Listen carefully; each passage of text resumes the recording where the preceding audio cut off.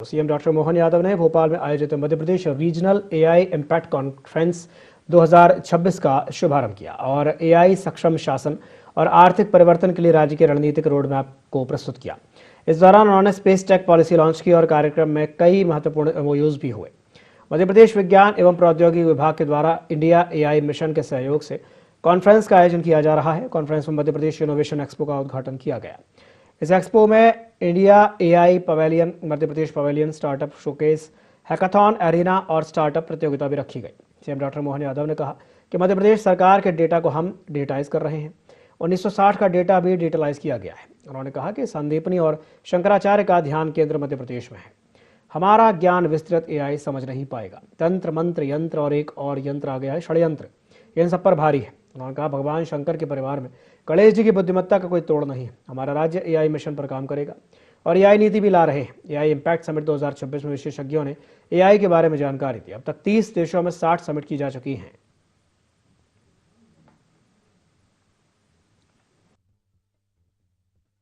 इस भारत, हम तो अगर मैं मध्य प्रदेश की बात करूं तो ये ज्ञान की चर्चा में हमारे लिए भगवान कृष्ण का ज्ञानार्जन करने का सांदीपनी आश्रम का स्थान भी मध्य प्रदेश में है और शंकराचार्य जी का ध्यान का केंद्र भी ओंकारेश्वर मध्य प्रदेश में है। हमारे लिए सौभाग्य की बात है। अभी हम बुद्धि, विवेक, इसका भी अंतर करने जाएंगे तो एआई और जितने ऐप बताए उनको पसीना आ जाएगा। हमारी तो पद्धतियां जाने कहाँ के निकलती आती है। हमारी सारी बुद्धि के 3 प्रकार में मांत्रिक बुद्धि, यांत्रिक बुद्धि, तांत्रिक बुद्धि। अभी मंत्र यंत्र तंत्र में दुनिया उलझी पड़ी है। एक और तंत्र इन सब पे भारी, वो है षड्यंत्र। दुनिया उसको कहां से कहां ले जा रही है। ये षड्यंत्रों के आधार पर चलने वाला वर्तमान का दौर अपने अपने संसाधनों के साथ, अपनी बुद्धिमत्ता का मानवीय संपदा के साथ भावनात्मक भी, रचनात्मक भी, प्रतिक्रियात्मक भी, सब प्रकार की व्यवस्थाओं में बारीक अंतर करने की तरफ भी आगे बढ़ रहा है। उस बारीक अंतर में हम अपनी मूल प्रकृति को नष्ट नहीं कर ले, उसको भी बचाने की जरूरत है। लेकिन इन संसाधनों के बलबूते पर जो बेहतर से बेहतर हो सकता वो हमारे ही उदाहरणों से हमको ध्यान में आता है।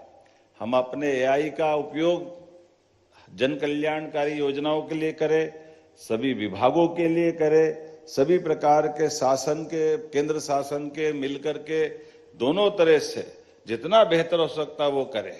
एआई के उदाहरण तो इतने अच्छे हैं कि हमको मालूम है भगवान महादेव का परिवार में गणेश जी ने क्या बुद्धिमत्ता का उपयोग किया। पृथ्वी की परिक्रमा कैसे होती है, हमसे अच्छा कौन बता सकता है।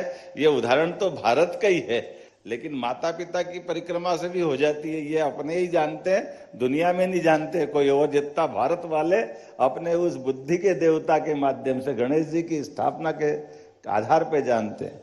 लेकिन मैं अपने राज्य के लिए अगर बात करूंगा तो मध्य प्रदेश सरकार ये मानती है कि आर्टिफिशियल इंटेलिजेंस के लिए तकनीक नहीं बल्कि शासन, उद्योग, समाज, ये सबके लिए परिवर्तनकारी शक्ति है।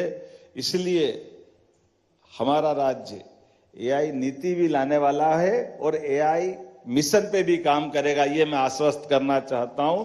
मध्य प्रदेश संभावनाओं से भरा राज्य है जिसमें बहुत तेज गति से बढ़ने की क्षमता भी है और हम आप सबकी मदद से बढ़ भी रहे हैं।